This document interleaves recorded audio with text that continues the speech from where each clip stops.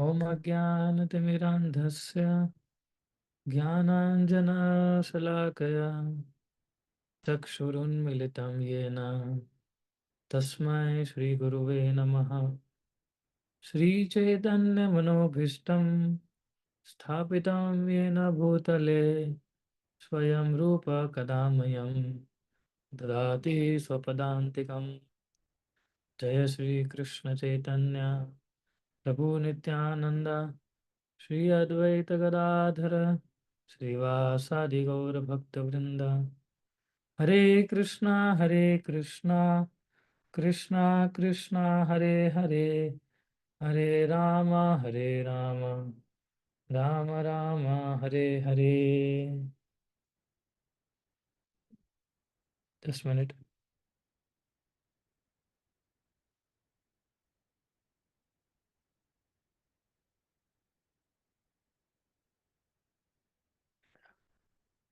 तो आज हम लोग विशेष चर्चा करने के लिए उपस्थित हुए हैं विश्व पंचक के बारे में, जो कि नेक्स्ट वीक मनाएंगे, नवंबर 12 से 15 नवंबर के बीच में। तो हमने सोचा कि हम थोड़ा जल्दी डिस्कस कर सकते हैं इसको, ताकि आप लोग अपना कुछ प्लान बना सकते हैं कि कैसे आपको इसको बनाना है या कैसे आपको इसको एग्जीक्यूट करना है। सो भीष्म पंचक, सो नाम से ही हमें पता चल जाता है कि ये जो भीष्म पंचक है किन से रिलेटेड है। भीष्म देव से रिलेटेड है। कुछ उसका तार जुड़ रहे हैं किससे, भीष्म देव से। सो एक्चुअली ये जो है विष्णुदेव के लिए ही व्रत, विष्णुदेव ने व्रत रखा था, अपना शरीर छोड़ रहे थे उससे पहले। और ये 5 दिन भगवान ने उनको विशेष रूप से दिए थे इसको करने के लिए। सो इसलिए हम थोड़ा आज विष्णुदेव के बारे में चर्चा करेंगे पहले, उसके बाद हम थोड़ा फास्टिंग के बारे में डिस्कस करेंगे। तो कार्तिक महीने के जो अंतिम 5 दिन होते हैं उसको ट्रेडिशनली हम लोग विष्णु पंचक बोलते हैं।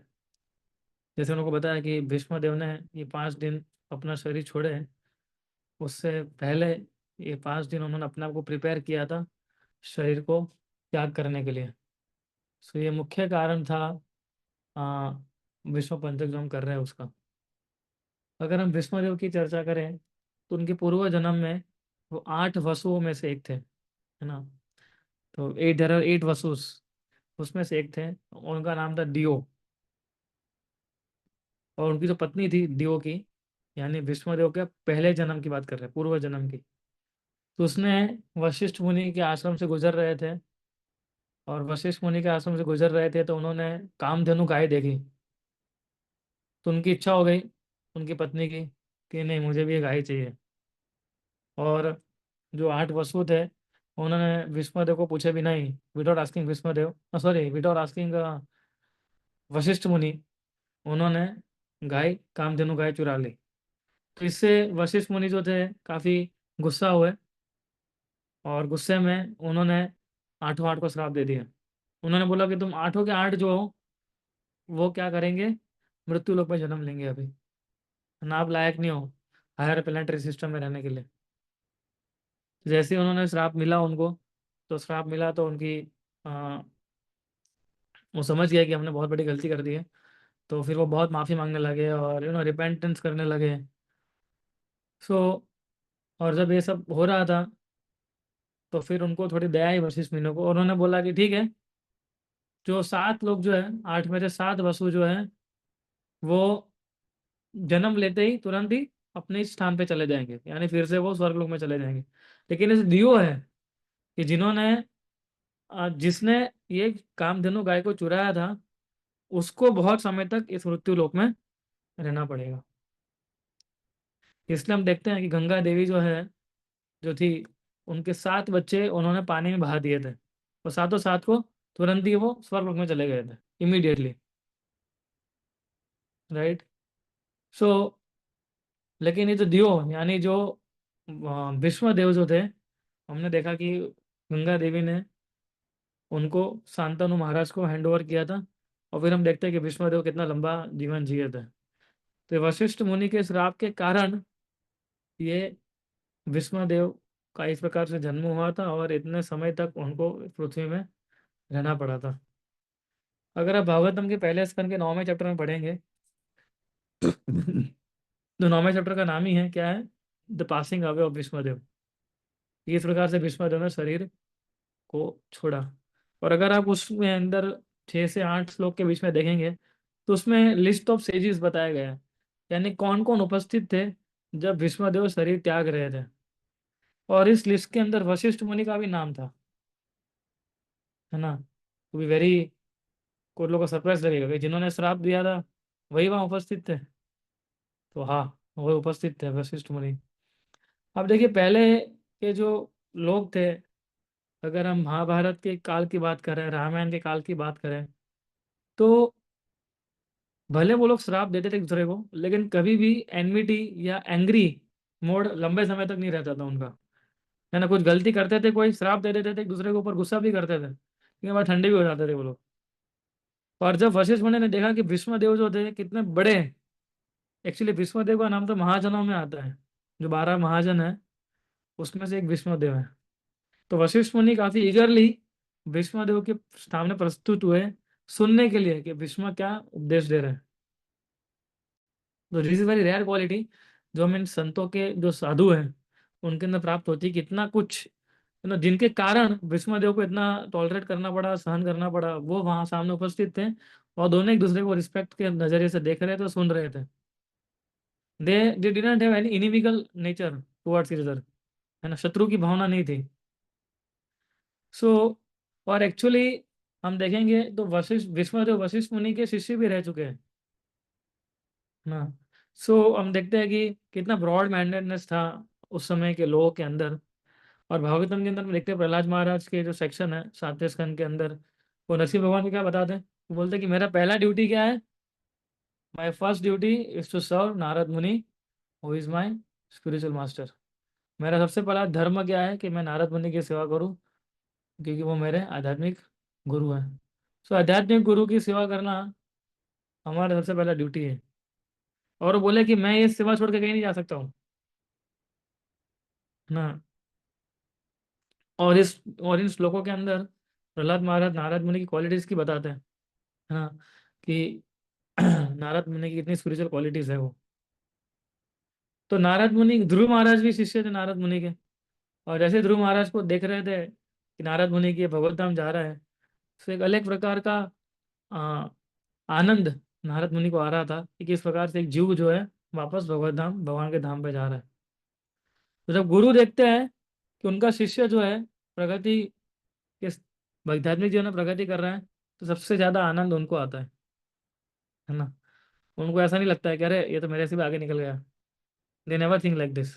हालांकि उनको आनंद आता है, प्रज्वलित हो जाता है वो, देखिए किस प्रकार से मेरा शिष्य जो है वो आध्यात्मिक प्रगति करके वापस भगवत धाम जा रहा है। तो शिष्यों की अनेक ड्यूटी होती है जो उनको समझनी चाहिए कि गुरु के प्रति, शिला प्रभुपाद के प्रति। कल हम शिला प्रभुपाद जी का तिरुभाव दिवस मनाएंगे। तो शिला प्रभुपाद की कृपा के कारण आज हम लोग इधर उपस्थित हैं। शिला प्रभुपाद की कृपा के कारण आज हम लोग कृष्ण कथा कर रहे हैं। बाकी हम में से कितने सुना था विष्णु पंचक नाम भी होता है कुछ, मैंने तो नहीं सुना था इस्कॉन में आने से पहले। आप में से किसी ने सुना हो तो खाली डिजिटली हाथ ऊंचा कर सकता है ना, बोलने की आवश्यकता नहीं है। अगर इस्कॉन में आने से पहले अगर आप लोगों ने सुना हो तो, किसी ने सुना है? किसी ने नहीं सुना है ना, किसी ने, हमने भी नहीं सुना था कि नहीं विश्व प्रभु, नहीं पंचक के सुना है। भी। अच्छा, थैंक यू ब्रो। सो इस प्रकार शिल प्रभुपाद जी लिखते हैं कि जब कोई पुत्र अगर एडवांसमेंट करता है तो उसके पिता कितना खुश होता है उसको देखते हुए। उसी प्रकार से अगर कोई शिष्य प्रगति करता है आध्यात्मिक जीवन में, तो गुरु भी उसी प्रकार से प्रसन्न होते हैं। और हम आगे देखते हैं भागवतम के अंदर इसी चैप्टर के अंदर किस प्रकार से भीष्मदेव जो थे वो अलग अलग, इसमें बताया गया है कि तान समेतान महाभागान उपलब्ध वसु उत्तम। इधर भीष्मदेव को वसु उत्तम करके बोला गया है, यानी द बेस्ट एमंग द वसुस। यानी भीष्मदेव को मालूम था कि मैं किस लिए, मैं कौन सा अपराध किया था मैंने पूर्व जन्म में, और किस अपराध के कारण आज मुझे इधर स्थान मिला है मुझे, इस प्रकार का। तो Bhishmadev new this thing actually, लेकिन उन्होंने एक्सेप्ट किया था उसको, और अभी वापस आने की तैयारी कर रहे हैं। और वो जाने से पहले उन्होंने 5 दिन का ये तपस्या किया था, इसलिए उसका नाम है विश्व पंचक, 5 दिन का। और हम देखते हैं किस प्रकार से भगवान, वो आगे जो बहुत अच्छा चैप्टर है ये, हमें पढ़ना चाहिए। ये जो भीष्म पंचक कर रहे हैं जब हम लोग, तो हमें भीष्मदेव की स्तुति को पढ़ना चाहिए, जो भागवतम के पहले स्कंद के 9वें अध्याय में आती है। उसके अंदर वो बताते हैं, भीष्मदेव शुरुआत करते हैं युधिष्ठिर महाराज के साथ को लेके, कि किस प्रकार से जो युधिष्ठिर महाराज थे, उन्होंने इतना सहन करना पड़ा था युधिष्ठिर महाराज और पांडवों को कुंती देवी के साथ में मिलके। So much thing they have to tolerate, कि कुंती के बारे में बता रहे थे कि कुंती के जो पति थे वो ना जुआनी में गुजर चुके थे, और किस प्रकार से उसने 5 बच्चों को बड़ा किया। ये सारी चीजें भीष्मदेव जो थे, वो धीरे धीरे वहां से उनकी शुरू होती है, उनका बोलना। और एकदम डेथ बेड पे लेटे हुए हैं, है ना, हर जगह से एरो निकले हुए हैं, है ना। सो अब भीष्मदेव हम देख सकते हो, एरो डेथ बेड पे बेड सोते सोते हुए भी इतने एरो, पियर्सिंग एरोज, है ना, पीछे से लगाया हुआ है और आगे से निकल रहा है। इतना कष्ट होने के बावजूद हम देखते हैं कितना ब्लिसफुली वो कृष्ण को देख रहा है, क्योंकि वो चाहते थे कि वो कृष्ण को देखते हुए, कृष्ण के दर्शन करते हुए वो अपना शरीर त्याग करें, है ना। इसलिए श्रील प्रभुपाद जी के बहुत पावरफुल वर्ड्स है। प्रभुपाद बोलते हैं कि lord Krishna is a property of his pure unconditional devotees, and as such only the devotees can deliver Krishna to another devotee.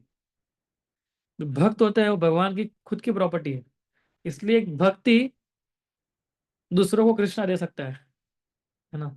Krishna को आप डायरेक्टली प्राप्त नहीं कर पाएंगे। अगर आप कृष्ण को प्राप्त करना चाहते हैं, तो केवल और केवल आप उनको प्राप्त कर पाएंगे उनके भक्तों के माध्यम से, वरना आप कृष्ण को प्राप्त नहीं कर पाएंगे, है ना। तो ये पॉसिबल नहीं है। सो इसलिए चैतन्य महाप्रभु ने अपना क्या डेजिग्नेशन दिया है महाप्रभु ने, गोपी भरत और पद कमल और दास दासानुदास, कि आई am the most obedient servant of the servant of the servants of the Lord. कौन है वो? गोपीस। इसलिए जो शुद्ध भक्त होते हैं वो कभी भी डायरेक्टली भगवान को अप्रोच नहीं करते हैं, लेकिन वो उनके सेवक को प्रसन्न करना चाहते हैं। जैसे हम लोग श्रील प्रभुपाद जी को प्रसन्न करेंगे, तो हम आसानी से कृष्ण की कृपा को आकर्षित कर पाएंगे, और तभी भक्त जो है रिलीज कर पाएगा डिवोशनल एक्टिविटीज को, राइट। सो इसलिए बहुत सारे लेसन हम लोग भीष्म स्तुति से सुन सकते हैं। हम ज़्यादा डिटेलिंग तो नहीं कर सकते अभी, इतना समय नहीं है हमारे पास, लेकिन फिर भी हम जितना हो सकता है हो सकेगा उतना हम एक एक थोड़ा थोड़ा पोर्शन उसमें से सिलेक्टेड पोर्शन जो है वो हम चर्चा करने की कोशिश करेंगे, क्योंकि तभी हम आसानी से विश्व पंचक जो है उसको सीरियसली लेके उसको मोटिवेशन मिलेगा कि हमें किस प्रकार से इसको करना चाहिए, है ना। सुशीला भीष्मदेव जो थे, वो युधिष्ठिर महाराज को देखते हुए सारी चीजें बता रहे थे, और वो बता रहे थे कि, है ना, वो बोल रहे थे कि किस प्रकार से आपके जीवन में रिवर्स आ सकते हैं जब स्वयं भगवान मौजूद हो, है ना। जब कृष्ण जो जो धर्म की रक्षा करने के लिए प्रकट हुए थे, अगर वो जब तक मौजूद है तब तक तो कोई कोई रिवर्स आपके जीवन में नहीं आ सकता है। इसलिए फिर भीष्मदेव बोले कि अगर आपके जीवन में अगर ऐसा हो रहा है, उसका मतलब है कि कृष्णा की योजना है ये, हाँ। और युधिष्ठिर महाराज को चिंता हो रही थी कि कितने सारे लोगों को, उनको चिंता हो रही थी कि कुरुक्षेत्र की युद्ध में कितने सारे लोगों को मार दिया था उन्होंने, और उनको इतना अच्छा नहीं लग रहा था। और इसलिए ये भीष्मदेव उनको समझाना चाहते थे कि आपको कोई चिंता करने की आवश्यकता नहीं है। क्यों? क्योंकि भीष्मदेव 3 चीज बोले कि you are always protected by brahmanas, the lord, and religious principles. क्या ब्राह्मण, भगवान और स्वयं जो रिलीजियस प्रिंसिपल है, तो सिद्धांत है, धर्म के जो सिद्धांत है, उससे आप रक्षित हो। इसलिए बता रहे हैं कि जब तक कोई व्यक्ति इन 3 इंपॉर्टेंट आइटम जो है उससे प्रोटेक्टेड रहेंगे, तो उनको डिसअपॉइंटमेंट होने का कोई कारण नहीं है। इसलिए भीष्मदेव युधिष्ठिर महाराज को एंकरेज किए कि जो आपकी चिंता है उसको निकाल दीजिए आप, है ना। एज लॉन्ग एज जो भी व्यक्ति जो है वो फुल्ली भगवान से, जो भगवान की टीचिंग्स है उससे कोऑपरेट कर रहा है, बोनाफाइड जो गुरु है हमारे उनके पद चिन्हों पर चल रहा है, और विगरसली जो भी आध्यात्मिक सिद्धांत है, धर्म के सिद्धांत है, उसको अगर फॉलो करता है, तो किसी भी परिस्थिति में उसके जीवन के अंदर वो हमेशा प्रसन्न रहेगा। तो भीष्मदेव सबसे बड़ी अथॉरिटी थे पांडवों के लिए, तो वो ये एस्टेब्लिश करना चाहते थे युधिष्ठिर महाराज के माध्यम से। और राष्ट्र में प्रभुपाद के हर एक पर्पट जो है बहुत इंपॉर्टेंट है इस श्लोकों के, और मैं अभी जो पॉइंट बता रहा हूँ पर्पट में से बता रहा हूँ, है ना। तो कुछ सिलेक्टेड पॉइंट्स जो है पर्पट में, उसमें हम लोग कभी थोड़ा डिस्कस कर रहे हैं। वो आगे बताते हैं भीष्मदेव कि जो सबसे पायस आदमी होता है उसको भी टॉलरेट करना पड़ता है, उसको भी मटी भौतिक संसार का जो कंडीशनिंग जो नेचर है उससे गुजरना पड़ता है उसको। लेकिन जो जो तीन चीज बताई अभी आपको हमने, वो गाइडिंग प्रिंसिपल अगर वो फॉलो करेगा तो वो अपना जीवन का जो गोल है उसको प्राप्त कर पाएगा। और समय के बारे में बहुत चर्चा कर रहे हैं भीष्मदेव कि समय जो है, हर एक चीज जो है समय के साथ आगे बढ़ती है। तो इसलिए इस श्लोक के अंदर वो बता रहे हैं, पहले उन्होंने क्या क्या बताया कि आपके जीवन के अंदर रिवर्सेस कैसे आ सकते हैं, यानी आपके जीवन के अंदर भी अगर आपको इतने से दुख आ रहे हैं, मतलब कृष्ण का प्लान है, और जहाँ कृष्ण का प्लान है उसको एक्सेप्ट करो, उसको एग्जीक्यूट करो। तो ये बहुत इंपॉर्टेंट चीज सीखने जैसी है भीष्मदेव की ये स्टोरी में से, कि हमें कई बार हम लोग हमारे प्लान के हिसाब से चलते हैं, लेकिन हमें नहीं पता होता कि भगवान ने हमारे लिए कुछ अलग आयोजन किया हुआ है, और भगवान चाहते हैं कि हम उस आयोजन को फॉलो करें। कृष्ण चाहते हैं कि तुम्हारा प्लान जो है बेकार है ना, you have to follow my plan. Why? Because I am the well wishing friend of everyone. तुम्हें नहीं पता है तुम्हारा सबसे शुभेच्छक, शुभचिंतक कौन है, लेकिन मुझे मालूम है कि मैं तुम्हारा सबसे बड़ा शुभचिंतक हूँ, है ना। तुम्हें पता नहीं चलेगा कि तुम्हारा भला किसमें है, वो मैं बताऊंगा, राइट। तो इसलिए विश्वनाथ बता रहे हैं 17वें श्लोक में कि you should accept and execute. So जब हम लोग ये करते रहेंगे तब तक हमारे जीवन में कोई इतनी दिक्कत नहीं आएगी, है ना। सो इस प्रकार से भीष्म तो आगे बताते जा रहे हैं। और जैसे उनको बताया कि प्लान के बारे में बता रहे हैं, वो बोल रहे थे कि भगवान के प्लान को तो कृष्ण के अलावा कौन जान पाएगा, कोई भी नहीं जान पाएगा, है ना। और वो तो आगे लिख रहे हैं, प्रभुपाद जी तारा में लिख रहे हैं कि भाई हमें क्यों उसको इंक्वायर भी करना है ना। भगवान का प्लान है, भगवान उसको एग्जीक्यूट करेंगे, राइट। सो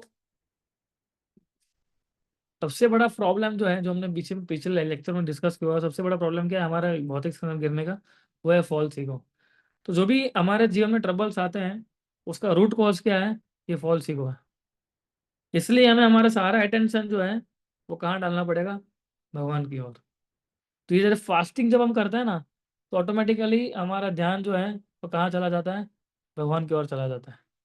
इसलिए इतने सारे उपवास हम करते हैं, इसलिए इतने सारे फेस्टिवल्स आते हैं, उसमें हमें सेवा करने की अपॉर्चुनिटी मिलती है। तो तब तक अगर हम ये करते रहेंगे तब तक हमें कोई दिक्कत नहीं आएगी। और भगवान कृष्ण ने युधिष्ठिर महाराज को इंस्पायर किया था, क्या आप भीष्म देव से कुछ पूछिए। युधिष्ठिर महाराज हिचकिचा रहे थे, आप सोचिए, उनके दादाजी हैं युधिष्ठिर महाराज के, तो भीष्म देव वो तो एकदम ऐसे पियर्सिंग एरोज के डेथ बेड में वो पड़े हुए थे, और वो सोच रहे थे कि ऐसे में कैसे किसी को प्रश्न पूछूं। आप सोचो कोई एडमिट होता है ना, बीमार व्यक्ति है, मृत्यु के शैया पे है, तो उसको कैसे हम क्वेश्चन पूछ सकते हैं। लेकिन भगवान इंसिस्ट कर रहे थे क्योंकि भगवान वांटेड टू प्रूव डेट उनके जो शुद्ध भक्त वो होते हैं, they are always sound in body mind by the by spiritual enlightenment. क्योंकि शुद्ध भक्त जो होते हैं वो कभी भी इस भौतिक प्रकार की परिस्थिति में फंसते नहीं है, क्योंकि उनकी आध्यात्मिक चेतना इतनी तेज होती है कि वो भौतिक सृष्टि से परे होते हैं। और इसलिए किसी भी परिस्थिति के अंदर भगवान के जो भक्त हैं वो हमेशा भगवान की कथा को करने में या भगवान के बारे में ज्ञान देने में कभी चूकते नहीं है। तो भगवान को एस्टेब्लिश करना था ये, इसलिए भगवान ने युधिष्ठिर महाराज को बताया कि अभी तुम इंक्वायरी करो, ताकि पूरी दुनिया को मालूम पड़े कि मेरे भक्त का पावर कितना होता है। This is what he wanted to establish. So हमें ये देखना चाहिए। फिर आगे हम देखते हैं कि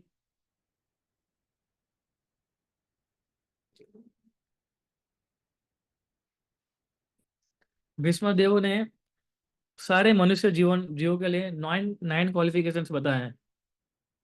हर एक व्यक्ति को इन 9 चीज़ों को फॉलो करना है ना।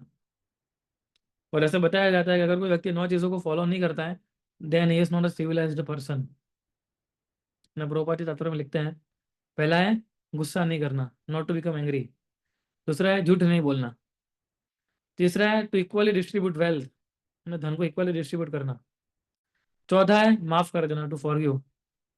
पांचवा है कि अपनी पत्नी पत्नी से ही बच्चे उत्पन्न करना।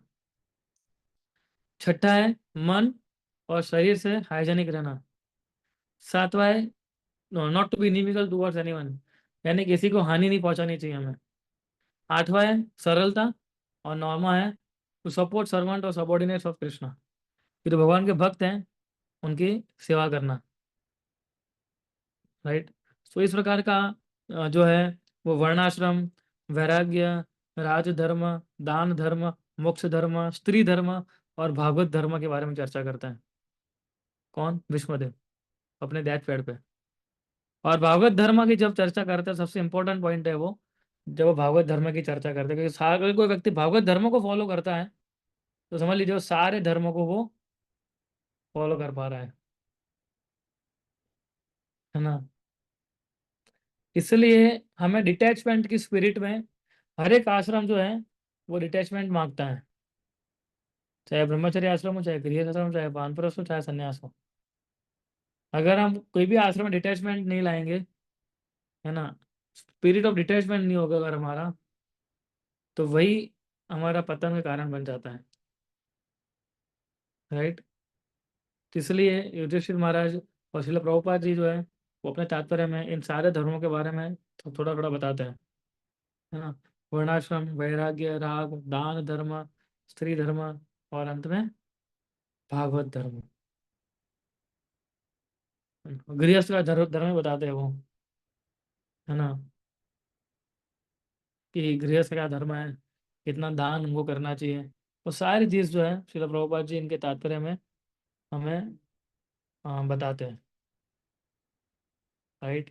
So this was about Bhishmadev, कि किस प्रकार से भीष्मदेव ने अपना समय, सही समय चूज किया उन्होंने, और भगवान के सामने उन्होंने अपना शरीर को त्यागा है।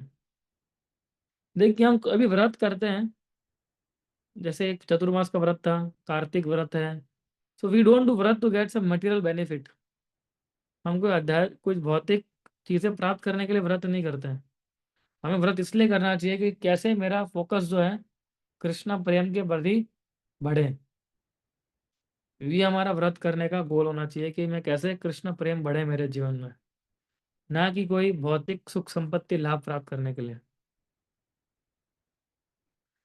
सो जैसे कृष्ण इन दिनों के अगर हम देखें, कार्तिक महीने की चर्चा करें, तो अगर हम भीष्म पंचक का व्रत करते हैं तो भीष्मदेव जो थे कृष्ण से काफी डियर थे, है ना।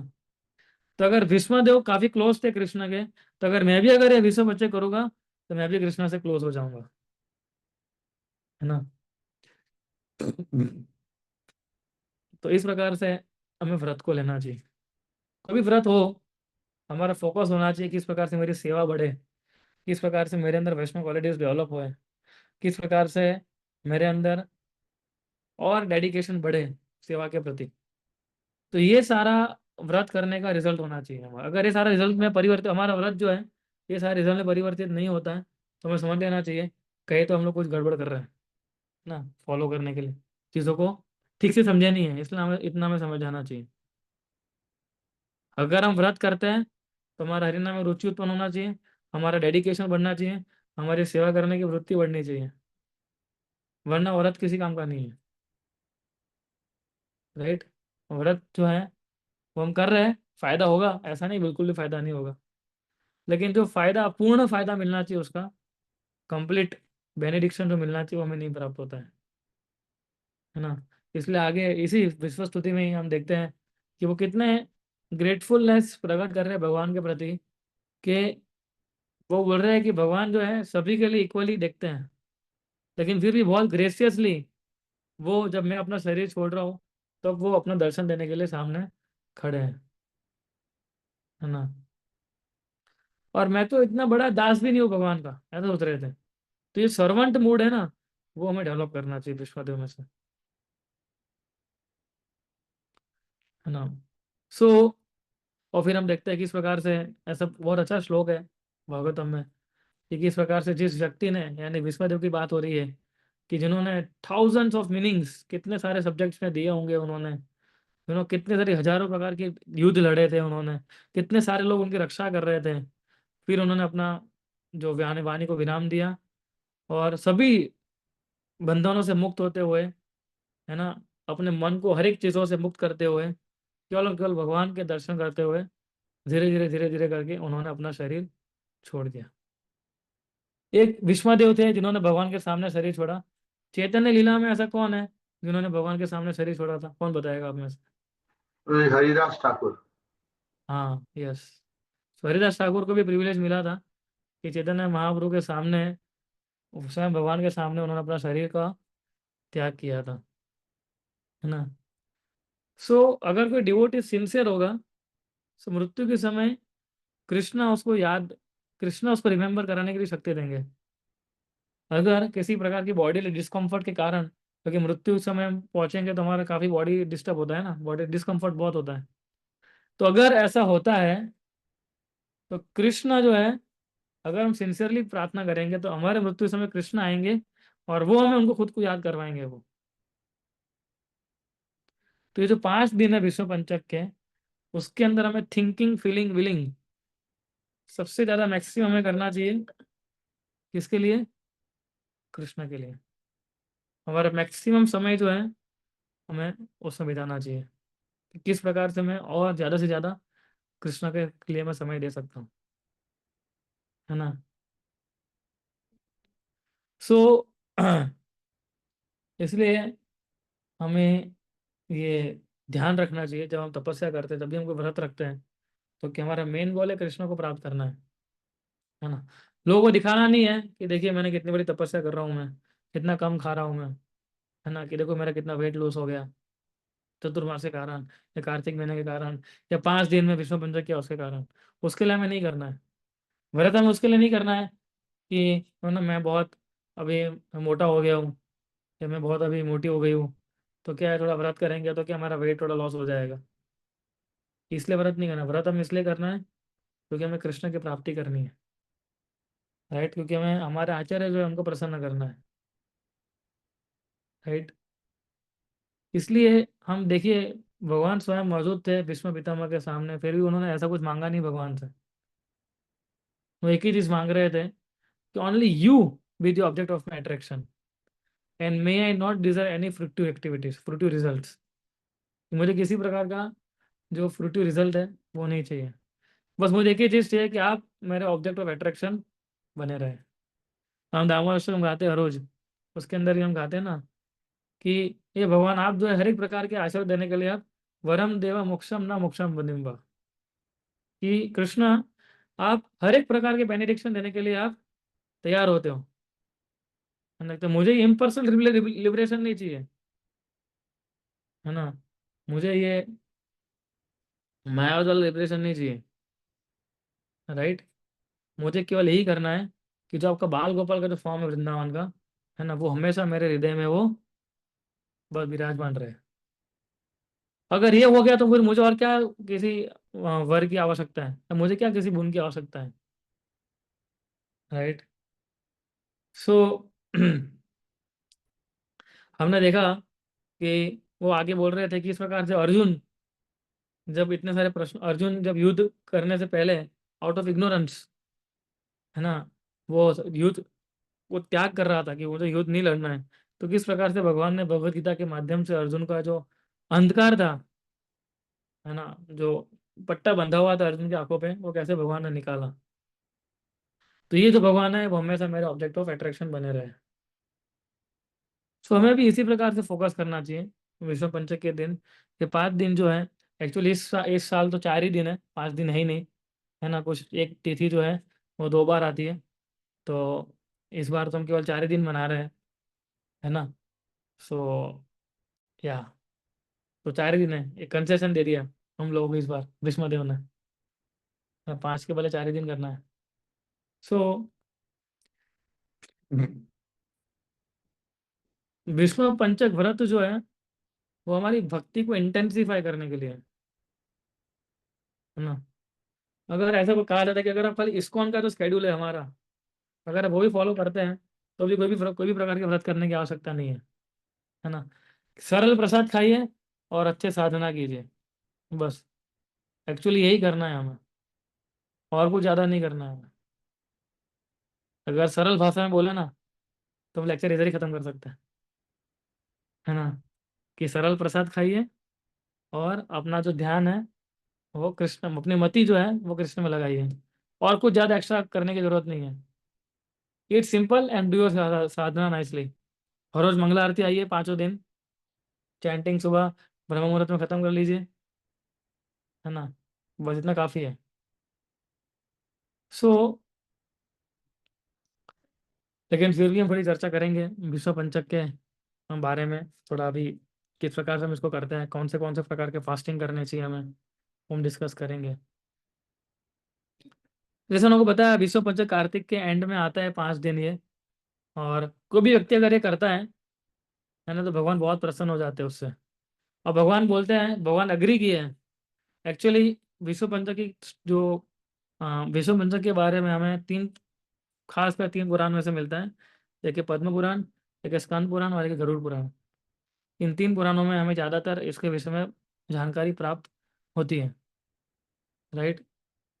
इसलिए हमें बताया जाता है कि we should chant, sing, hear, read and worship Krishna in this 5 days, right. क्योंकि भीष्मदेव ने फास्टिंग किया था 5 दिन और अपने जीवन को त्याग करने के लिए तैयारी कर रहे थे, राइट। सो इसलिए उसको, भले जो व्यक्ति कार्तिक फॉलो कर रहा है तो फिर भी उस पर 5 दिन के लिए उसकी इंटेंसिटी बढ़ानी चाहिए तपस्या की, है ना।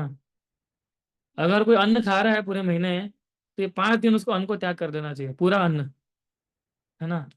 और केवल एक ही टाइम खाना चाहिए उसको। ये पूरी स्ट्रिक्ट एडरेंस, अगर हम बोले स्ट्रिक्टली अगर कुछ फॉलो करना चाहते हैं तो ये है, 5 दिन कुछ नहीं खाना है, only fruits and roots, that's it. और वो भी एक समय, एक टाइम के लिए। तो एकदम स्ट्रिक्टली अगर कोई फॉलो कर रहा है तो उसका मापदंड है। सो ऐसा कहा जाता है कि अगर आ, दिन के लिए 5 दिन तपस्या करना डिफिकल्ट हो जाता है ना। जैसा कहा जाता है कि अपनी भक्ति में सीरियस नहीं है, राइट। ऐसा आई थिंक पद्म पुराण में ये लाइन आती है कि if this fast is difficult for people who are not serious in bhakti. लेकिन फिर भी अगर कोई फास्टिंग करता है तो ऐसा कहा जाता है कि हर एक प्रकार के उपवास उसने कर दिए पूरे साल के। आप सोचिए कि 4 महीना अगर किसी ने फास्टिंग नहीं किया है, लेकिन केवल विश्व पंचक प्रॉपरली करेगा वो, तो अपने सारे पापों सारे जो व्रत जो है, जो 4 महीने का जो फल है उसको तुरंत 5 दिन में मिल सकता है। तो शॉर्टकट है 5 दिन वाला। दिस इज शॉर्टकट कि किस प्रकार से हमें ये 5 दिन अगर हम व्रत करेंगे तो हम आसानी से हर एक प्रकार का व्रत कर दिया हमने, तो इतना लाभ मिलेगा हम सोचिए आप। तो फास्ट की शुरुआत हमें भीष्म देव को याद करके करनी चाहिए। एकादशी आती है उस दिन, देव उठी एकादशी बोलते हैं, बहुत बड़ी एकादशी मानी जाती है ना। कि अभी देवता लोग जो अभी अभी चतुर्मास खत्म शुरू खत्म होगा, वो एकादशी है। सो भीष्म देव को याद करते हुए हमें फास्टिंग चालू करना चाहिए एकादशी के दिन, और पूर्णिमा के दिन हमें समाप्त करना चाहिए, राइट।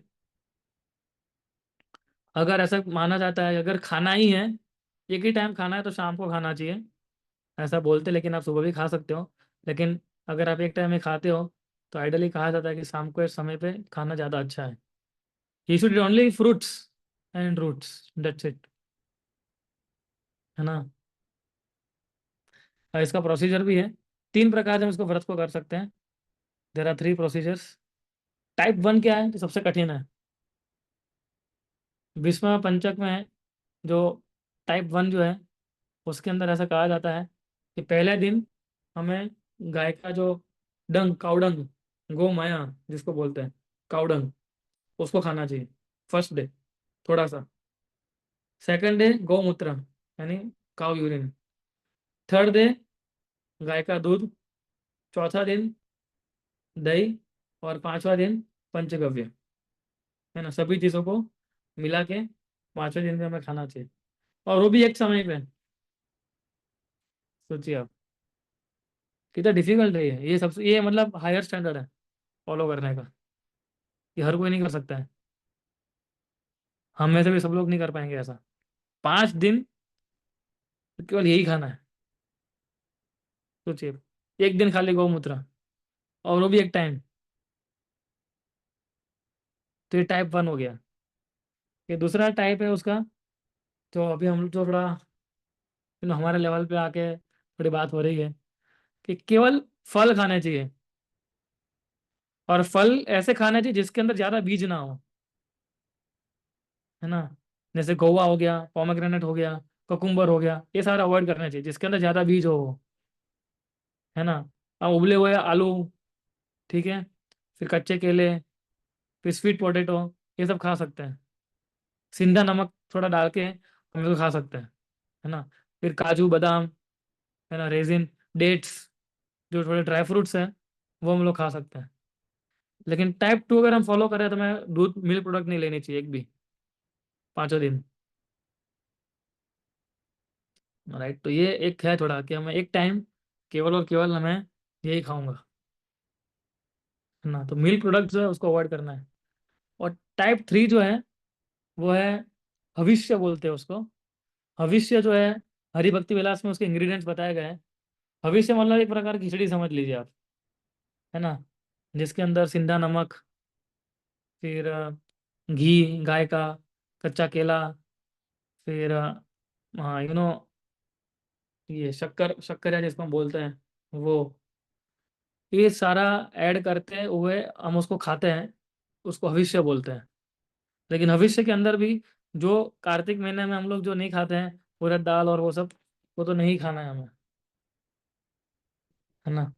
और फल जो है इनको बताया कि बिना सीड, कम सीड वाले फल खाने हैं हमें, ज्यादा सीड वाले फल नहीं खाने हैं। राइट। तो ऐसे अनेक फल है, आप लोग सर्च कर सकते हैं गूगल में। जैसे केला हो गया, एप्पल हो गया, चीकू हो गया, जिसमें कम बीज होता है ना, सारे फ्रूट्स में। राइट। लेकिन जैसे पपीता हो गया, उसके ज़्यादा बीज होते हैं, वो नहीं खाना चाहिए हमें। कुकुम्बर हो गया, उसमें ज़्यादा बीज होते हैं, वो हमें नहीं खाना चाहिए। राइट। सो जब हम लोग इस प्रकार से हम उसको फॉलो कर सकते हैं, तो ज़्यादा कठिन, एक्चुअली थोड़ा कठिन नहीं है, लेकिन कठिन जितना है, लेकिन कृपा भी इतनी ज़्यादा मिलेगी, है ना। और 5वां दिन पद्म पुराण, गरुड़ पुराण के अनुसार हमें हर एक एक दिन भगवान को फ्लावर ऑफर करना चाहिए। जैसे पहले दिन हमें पद्म, यानी लोटस फ्लावर भगवान को ऑफर करना चाहिए। दूसरे दिन वो बेल, जिसको हम बोलते हैं ना, बेल के पत्ता, तो शिव जी को ऑफर करते हैं हम लोग, है ना, वो ऑफर करना चाहिए। तीसरे दिन गंध, यानी जो हम अत्तर जो हम लगाते हैं भगवान को, वो ऑफर करना चाहिए। चौथे दिन हम जावा फ्लावर आता है, जावा जिसके अंदर वो आगे से वो आता है, ये डंडी जैसा, वो फ्लावर ऑफर करना चाहिए। और 5वें दिन हमें मालती नाम का एक फ्लावर आता है, वो ऑफर करना चाहिए हमें। तो ये 5 दिन को हमें अलग अलग फ्लावर जो है भगवान को ऑफर करने चाहिए, इस प्रकार से कृष्ण को। तो इस प्रकार से हमें विष्णु पंचक व्रत जो है वो कर सकते हैं, है ना। थोड़ा कठिन है, और ये है। ऐसा कहा जाता है कि हर रोज गंगा में स्नान करना चाहिए। गंगा तो हमारे घर पे है नहीं, अभी अहमदाबाद में हम रहते हैं तो। लेकिन ऐसा कहा जाता है कि हमें कम से कम 3 बार हमें स्नान करना चाहिए। अगर गंगा जल है तो गंगा जल अपने छिड़क सकते हैं हम लोग हमारे शरीर में, है ना। और इसलिए कहा जाता है विश्व पंचांग के व्रत फॉलो करता है तो हर एक प्रकार के जो व्रत अगर उसने जो किए हैं, उस सारा का फल उसको मिल जाता है। अगर नहीं किए तो उसको मिल जाएगा, है ना। सो भगवान शिव बोलते हैं कि भगवान भगवान शिव बताते हैं कि कृष्ण ने खुद ने ये 5 दिन जो है भीष्म के नाम पे किए हुए हैं, है ना। कि कोई, ये इसलिए वशिष्ठ वशिष्ठ मुनि, भृगु मुनि, गर्ग मुनि, सारे लोग ये व्रत करते थे। इवन अम्बरीश महाराज, सत्ययुग अम्बरीश महाराज ने भी इस व्रत को फॉलो किया था। सोचिए आप, है ना। तो हमें स्ट्रिक्टली सारे रूल्स एंड रेगुलेशन को फॉलो करते हुए इस व्रत का हमें पालन करना चाहिए। सो इसलिए, और फिर जब उसको तोड़ने का समय आता है ना, अगर हम विश्व पंचक को, अगर हमें तोड़ना है तो हम नॉर्मली शाम के समय उसको तोड़ते हैं। शाम के समय तो हमारा फ्राइडे आ रहा है 15 तारीख को, है ना। तो जब सूर्य कुछ लोग जो है दोपहर को तोड़ते हैं, कुछ लोग जो है शाम को तोड़ते हैं। तो नॉर्मली हम लोग इधर जो है शाम को तोड़ते हैं, फास्ट को, चंद्र, पूर्णिमा का चंद्र जो है वो देखने के बाद। तो उस दिन फ्राइडे ही है, तो फ्राइडे प्रोग्राम ही होगा। तो we can arrange some feast prasad उस दिन, कि जहाँ पर जो डिवोटीज ने फास्टिंग किया है उनको तोड़े। और जो ब्राह्मण है, ब्राह्मण जो है उनको दान दक्षिणा या कुछ ऑफर करके हमें ये व्रत जो है उसको तोड़ना चाहिए। तो ये उसका हम पूरा लाभ जो है उसका उठा सकते हैं, ये व्रत का। ठीक है। तो व्रत का अगर सबसे ज़्यादा लाभ अगर उठाना है हमें, हमें रीडिंग हियरिंग बढ़ा देना चाहिए हमारा। ये 4 दिन रीडिंग हियरिंग और चैंटिंग, ये भी इंपॉर्टेंट है ना। अगर हम ठीक से अगर हम रीडिंग हियरिंग बढ़ाएंगे तो ऑटोमेटिकली हमारा ध्यान जो है खाने में कम हो जाएगा, है ना। और आप लोग प्रयास करना चाहिए हमें कि 4 दिन जो है हम लोग, भले कार्तिक महीना पूरा तो नहीं आ सकते हैं, लेकिन कम से कम ये जो 4 दिन है उसमें हम लोग, है ना, सुबह मंगला आरती अटेंड करने के लिए आए। मंगला आरती में भगवान के दर्शन करें। ये जो फ्लावर की जो मैंने नाम दिए 5 फ्लावर, वो मंदिर में ऑफर कर सकते हैं कृष्णा को, राधा गोविंद जी को, सुबह के समय पे, है ना। और फिर हम लोग हमारा दिन का जो रूटीन है वो हम फॉलो कर सकते हैं। So basically we have to only eat fruits और ड्राई फ्रूट्स और मिल्क, इस प्रकार से। तो जब हम इस प्रकार से फॉलो करेंगे तो हम कर सकते हैं इसको। और कोई भी एक टाइम चूज करना है हमें। कुछ लोग, फिर देखिए, फिर तो बहुत सारे ऑप्शन है। And अगर आप एक टाइम खा के नहीं कर सकते तो फिर एक टाइम ड्राई फ्रूट खाओ और एक टाइम फ्रूट्स खाओ, वो भी कर सकते हैं। या एक टाइम ड्राई फ्रूट्स खाओ और रात को दूध पी के सो जाओ, वो भी एक है। फिर तो अनेक ऑप्शन है। लेकिन ज़्यादा नहीं खाना है हमें, बस उसको प्रयास कीजिए। फिर ऐसा नहीं कि हम 4 दिन विश्व पंचक कर रहे हैं, अन्न तो नहीं खाएंगे, चलो छोड़, मान लो अन्न नहीं खाते हैं, फिर हम साबूदाना खिचड़ी खाएंगे, मोरया भी खाएंगे, एकादशी की जो भी सारी चीज़ें हम खाते हैं वो सब खाते हैं खाएंगे। तो वो भी अवॉइड करना चाहिए हमें। तो स्टैंडर्ड ऐसे फॉलो करना चाहिए हमें। कुछ लोग केवल पानी पे करते हैं, कुछ भक्त लोग जो होते हैं ओनली वाटर, 5 दिन। सोचिए, कुछ लोग केवल एक टाइम फ्रूट्स खा के करते हैं। कुछ लोग, मैंने से आपको बताया, एक टाइम फ्रूट्स खाएंगे, एक टाइम ड्राई फ्रूट्स खाएंगे। ड्राई फ्रूट में कितना खा पाएंगे, है ना। तो इस प्रकार से हम इस व्रत को हम कर सकते हैं। विष्णु देव को, विष्णु की जो स्तुति है, जो भागवतम का 9वां अध्याय जो है पहले स्कंद का, उसको हमें हर रोज पढ़ना चाहिए ये 5 दिन। और विष्णु देव से प्रार्थना करनी चाहिए कि जिस प्रकार से आप भगवान को प्रसन्न कर पाए थे, आप हमें शक्ति दीजिए कि हम भी तपस्या करके भगवान को प्रसन्न कर सकते हैं। और भगवान कैसे प्रसन्न होते हैं? अपने भक्तों के माध्यम से प्रसन्न होता है। इसलिए जो भी सेवाएं आती है वो हमें सेवा को एक्सेप्ट करना चाहिए। और उन सेवाओं को करते करते करते करते हम कृष्ण को क्या कर पाएंगे? आकर्षित कर पाएंगे। कृष्ण कृष्ण देखेंगे हमें, हाँ अच्छा ये सुमन सका, वाह, इतना अच्छा सेवा कर रहा है, और साथ साथ में ये, हाँ, तपस्या भी कर रहा है। तो उस प्रकार से भगवान जब देखते हैं तो भगवान का ध्यान हमारी ओर केंद्रित हो जाता है। Right. So yeah, I can take some questions, some comments. Prem Vilasru, if you want to add anything, you can add. सो कोई प्रश्न किसी का पूछ सकते हैं।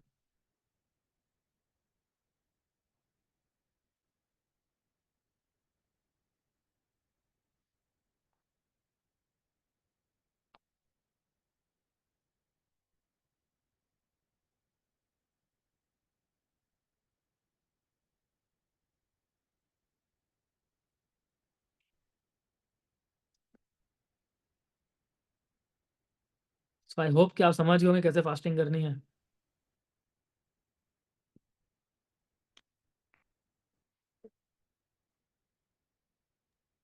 हरे कृष्णा प्रभु। हम्म। तो पर्टिकुलरली जैसे भीष्म पंचक के ड्यूरेशन में what specifically we can read, क्या रीडिंग कर सकते हैं या हेयरिंग कर सकते हैं प्रभु जी? हम्म। जैसे मैंने आपको पहले बताया कि भीष्म स्तुति पढ़नी चाहिए, ठीक है। और भागवतम के ऊपर फोकस करना ज़्यादा से ज़्यादा हमें। जो प्रेयर्स है ना भागवतम में, वो प्रेयर्स को हमें ज़्यादा पढ़ना चाहिए। कुंती महारानी की प्रेयर्स है, अगर भीष्म स्तुति हो जाती है, कुंती महारानी की प्रेयर्स पढ़ी है वो हो जाती है। ध्रुव महाराज की प्रेयर्स पढ़ी है, प्रहलाद महाराज की प्रेयर्स पढ़ी है, ब्रह्मा जी की प्रेयर्स जो आती हैं, जो वो चैप्टर है ना ब्रह्मास प्रेयर्स फॉर क्रिएशन, ना वो हम पढ़ सकते हैं, right. Then we can read Krishna book, some pastime of Krishna from Krishna book also, है ना, वो भी हम पढ़ सकते हैं। तो ऐसी चीज़ें हमें पढ़ने का प्रयास करना चाहिए, है ना। पर्टिकुलरली तो एक ही है, यही है, भीष्म स्तुति पढ़नी चाहिए हमें एवरीडे। एंड ऑल्सो या भगवद गीता का एक चैप्टर पढ़ना चाहिए हमें, है ना। One chapter of Bhagavad Gita we should read, whole chapter, Prabhu right. Any chapter of Bhagavad Gita? ऐसा लोग बोलते हैं कि 15 चैप्टर पढ़ना चाहिए, लेकिन मतलब मैं तो ये बोलता हूँ कि भगवद गीता कोई भी चैप्टर है ना, वो हम पढ़ सकते हैं। Right? भले ट्रांसलेशन ही पढ़ो, नो प्रॉब्लम, पर at least one full chapter one should read. पर पढ़ के साथ पढ़ सको तो बहुत अच्छा है, लेकिन एटलीस्ट एक चैप्टर हमें पढ़ना चाहिए भगवद गीता का। राइट प्रभु।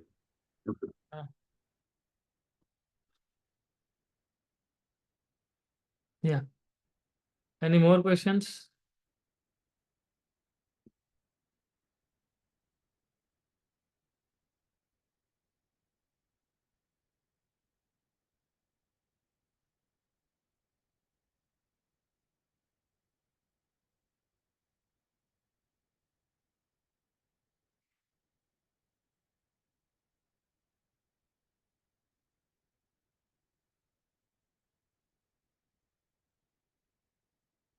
सो ठीक है, we can end here Pramila सो।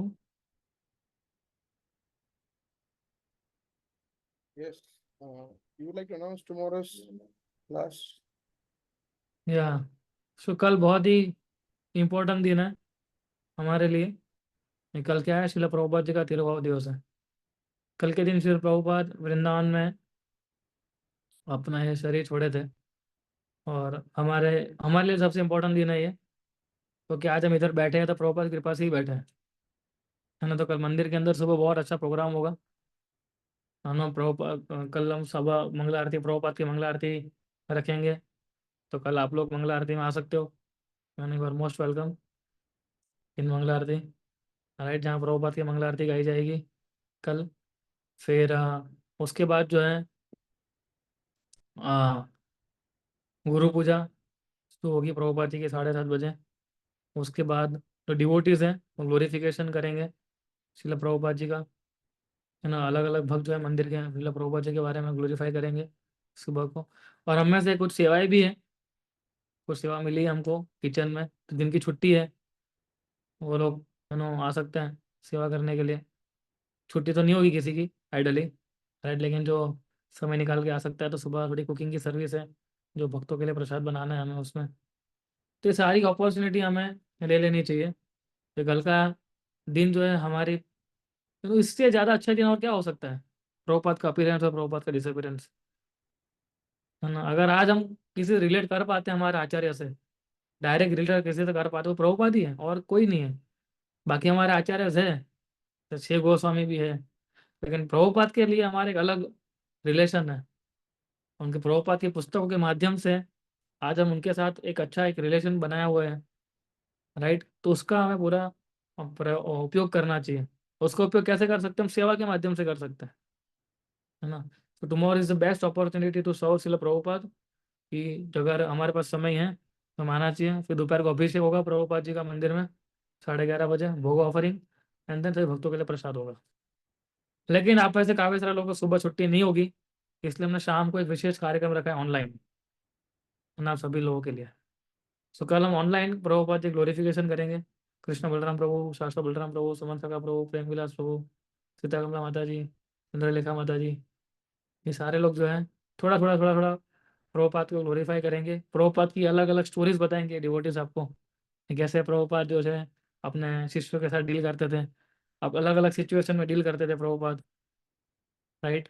सो कल का क्लास बहुत इंपॉर्टेंट है शाम का, है ना। अगर आप सुबह आपके ऑफिस होगी, ये कुछ ना कुछ काम होगा तो शायद आप लोग नहीं आ पाएंगे मंदिर में, है, लेकिन शाम को तो क्लास में आना ही चाहिए, है ना, क्योंकि बहुत इंपॉर्टेंट, क्योंकि प्रभुपाद का इतना ग्लोरिफिकेशन हम सुनेंगे उनके बारे में, उतना हमारा हृदय जो है साफ होता जाएगा।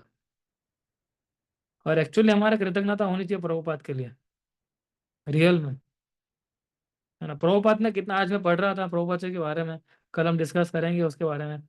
सो मच ट्रबल ही टुक, मतलब मुझे भी कल आज मैं पढ़ रहा था तो दो तीन चीजें ऐसी नई जानने को मिली कि जो मैंने कहीं पढ़ा ही नहीं था, कि कितना कष्ट प्रभुपाद उस समय सहन किए थे अमेरिका में, एक एक दिन किस प्रकार से प्रभुपाद जी ने बिताया था जब वो इधर से वहां गए थे। तो ये हमारे लिए इंस्पिरेशन होना चाहिए कि प्रभुपाद कितनी तपस्या करके, कितना डिस्कम्फर्ट लेके वहां गए थे अमेरिका, किसका उद्धार करने के लिए, हम जैसे जीवों का उद्धार करने के लिए। तो जब हम सुनेंगे प्रभुपाद के बारे में, जब हम पढ़ेंगे प्रभुपाद के बारे में, मालूम पड़ेगा, तब हमें इंस्पिरेशन मिलेगा सेवा करने के लिए, तब हमें इंस्पिरेशन मिलेगा साधना करने के लिए।